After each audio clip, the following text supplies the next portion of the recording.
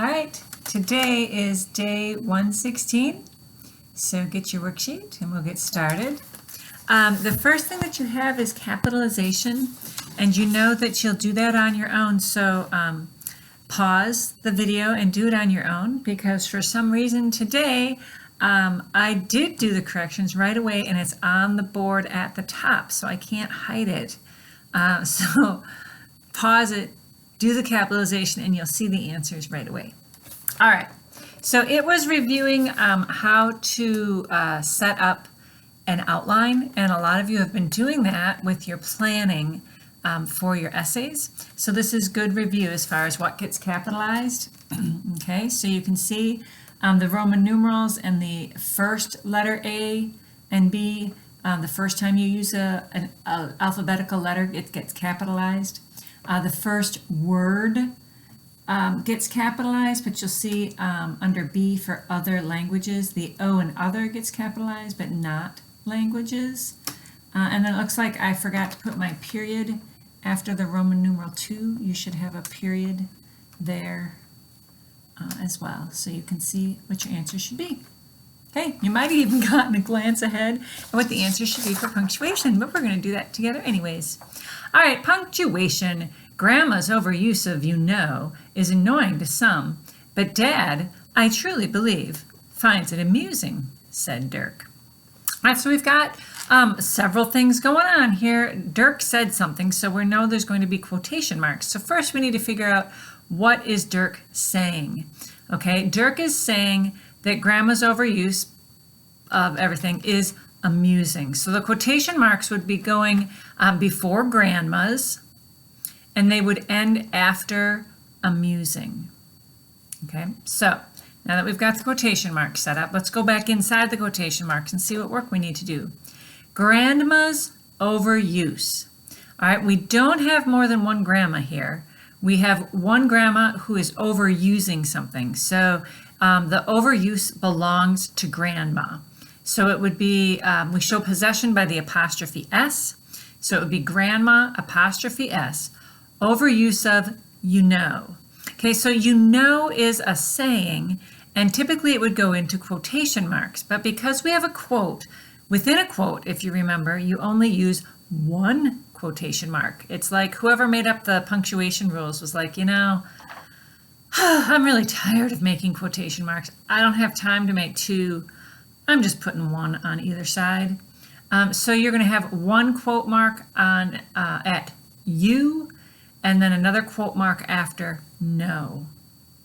Grandma's overuse of "you know" is annoying to some, comma, but Dad, I truly believe. All right, so we're interrupting the next independent clause with "I truly believe." So it would be to some, comma, but Dad, comma, I truly believe, comma, finds it amusing, comma. Okay, this is the end of the quotation, so the comma goes there. We already know we have the quotation marks.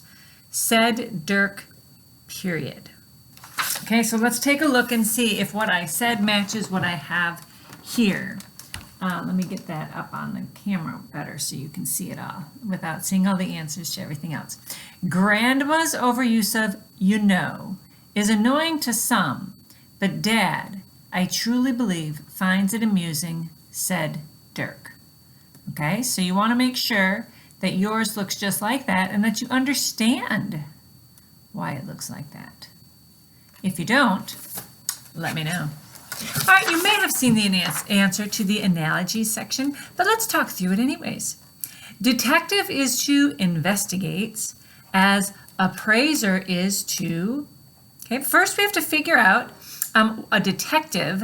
That's what the name of the person's job is who investigates. So an appraiser is the name of the job for a person who does what? Well, first of all, you need to know what an appraiser is. Do you?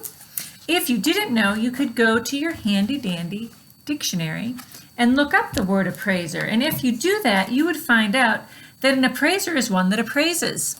Well, that's helpful if you know what appraises means, so let's find out. Appraise is to set a value on. It's a judgment. It estimates the significance of something. So an appraiser will estimate the significance of something for a monetary value. So where do we have a description of that? Does that sound like articulates? Articulates means to speak. So appraiser is to speaking doesn't quite make sense. Antiques, that doesn't fit for several reasons. Yeah, we know it's not antiques. Evaluates. Evaluates, that kind of sounds like perhaps if you were estimating the value of something, but let's just keep that one and make sure that liquidates isn't the proper answer. Liquidates, do you know what liquidates means? To liquidate means to sell off everything. So if an appraiser's job is to evaluate or estimate, he's not going to be selling off everything.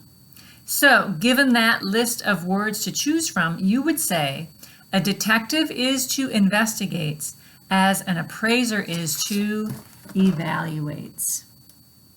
There it is. Okay. Next, we have a verb tense that I don't think we have covered yet this year. It's actually called the verb mood. So we're going to talk about that right now. The subjunctive is a verb mood that can express a wish, a doubt, or a hypothetical situation made by a speaker. When using the subjunctive, use were, not was, with the pronouns I, he, or she.